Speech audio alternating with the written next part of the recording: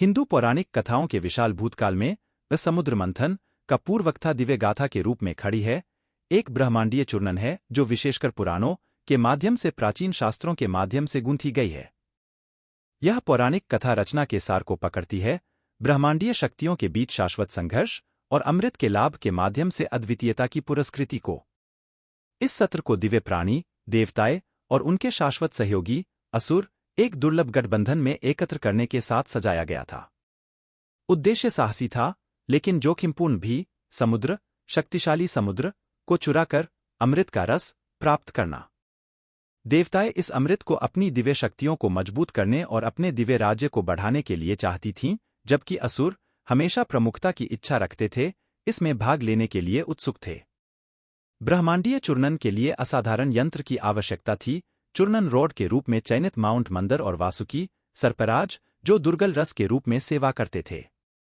देवता और राक्षस अपने स्वाभाविक शत्रुता को समय के लिए दूर करते हुए इस महायज्ञ में अपने अपने पक्ष को उसरी दिशा में सर्प को खींचने का आरंभ कर लिया।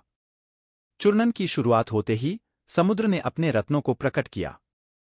पूजनीय मणियां, दिव्य प्राणियां और देवी देवता के विभूतियां प्रकट हुईं, जो ब्रह्मांड ने अपनी गहराइयों में धारण की धन की प्रतीक।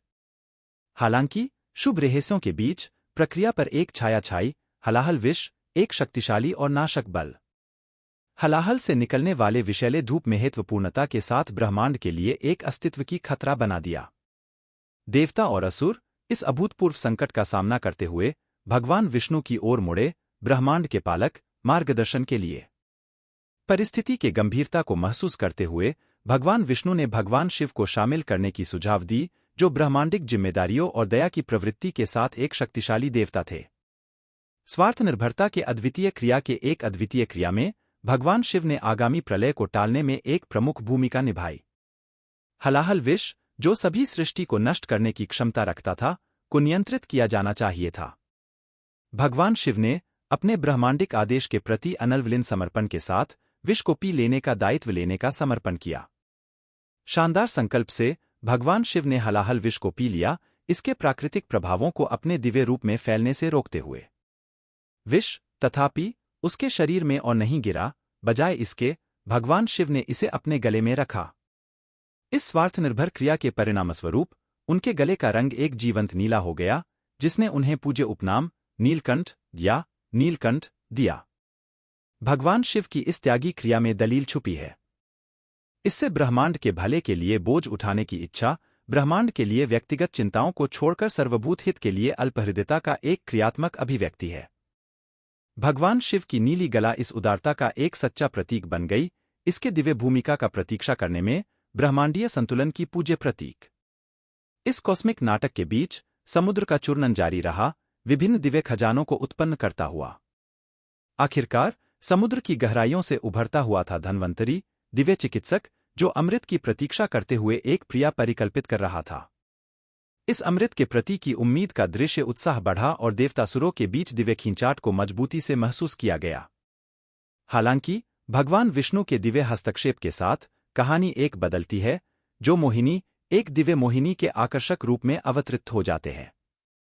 इस रूप में मोहिनी देवता और असुरों के गतिविधियों का कुशलता से नेविगेट करती है, सुनिश्चित करती है कि अमृत को केवल देवताओं को ही बांटा जाता है। देवता मोहिनी के आकर्षण में झूम जाते हैं, जबकि असुर खुले हुए रहते हैं, अनजाने में रहते हैं। मोहिनी की यह रणनीति भगवान विष्णु की अवतार देवताओं के अनिरंतर संघर्ष में उनकी जीत पर पहुंचाती है। अमृत की खोज का प्रतीक होने वाली अमृत जीवन, धर्म और दिव्य शक्तियों की अंतिम जीत की परिकल्पना है। समुद्र मंथन केवल एक पौराणिक कथा नहीं है, यह शाश्वत दार्शनिक और नैतिक सीखों को प्रदान करने वाली एक गहन आलोक है। समुद्र का चूर्णन नैतिकता, धर्म और ब्रह्मांड के नियमों की आदित्यम नृत्य को प्रतिष्ठापित करता है, जहां अच्छे और बुरे के बलों के बीच एक चक्रवाक्र संघर्ष होता है, जो ब्रह्मांड के भविष्य को आकार देता है। भगवान शिव का आत्मत्याग, भगवान विष्णु का दिव्य हस्तक्षेप और दिव्य गतिविधियां ब्रह्मांड के तत्वों की एक दूसरे से जड़ी हुई साझेदारी को उजागर करती हैं। अमृत की प्रतिष्ठा पौराणिक कथा में एक आवृत्ति है, जो मानवता के शाश्वत तात्कालिकता, आध्यात्मिक उद्धारण और आत्मा की शाश्वत स्वभाव की खोज को प्रतिष्ठापित करती है। अमृत अपने सार में विश्वव्यापी जीवन और ज्ञान का दिव्य रस है, धार्मिक अस्तित्व की भूमिका को तात्कालिक संसारिक अस्तित्व के पार करता है। समुद्र मंथन समयहीन कथा के रूप में गूंथी नहीं जाती, यह विचारशील आध्यात्मिक और दार्शनिक चिंतन की क्षेत्र में प्रवेश करती है। यह एक मार्गदर्शन प्रदान करता है जो अस्तित्व के शाश्वत सत्यों, कोशिकाओं के संगीत और अस्तित्व की चक्रवाक्र प्रकृति के जीर्णोद्धारण की खोज में अपने गहराइयों में गहरा जाता है। इसने ज्ञान की खोज करने वालों को अपने गहराइयों में खोलने के लिए एक प्रेरणास्त्रोत के रूप में कार्य किया है, परिमाणशास्त्र की परतंत्रता को खोजने के लिए और अस्तित्व के इस दिव्य चूर्णन के हृदय में छुपे गहन सत्यों की खोज में।